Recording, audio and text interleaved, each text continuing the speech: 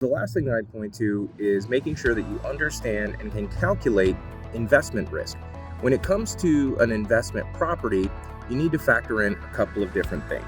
The first thing to think about is vacancy risk. There's a possibility, whether it be a long-term or a short-term rental, that the property sits vacant for a while. For long-term rentals, you have to think about the time in between tenants. For short-term rentals, you have less of that, but you probably have seasonality if you're buying in an area that's a tourist location. In Nashville, for example, January and February are really slow months, so you need to be able to factor that in. You may not make enough rent that month to cover the costs, so you have to be able to manage that. Also, what happens if your tenant defaults on the debt that they owe you?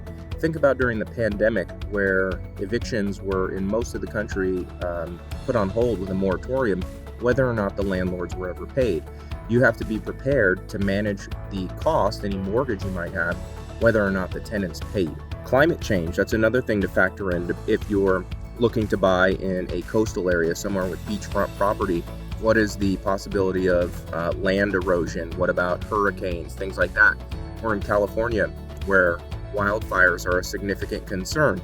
How could all of those things impact your investment? Some ways to potentially reduce risk, especially on a long-term rental property, is something like a rent-to-own strategy, where a tenant might not be able to buy the home today or get a mortgage, but they want to buy the home from you in the future. So they rent from you with an option to purchase from you in the future. So you have a known tenant and buyer of the home in the future, helping you to reduce the risk. Finally, thinking about the laws regarding real estate in the state that you're purchasing in. For example, California has some of the most pro-tenant laws in the country, whereas states like Arizona, Colorado have laws that more favor the property owner.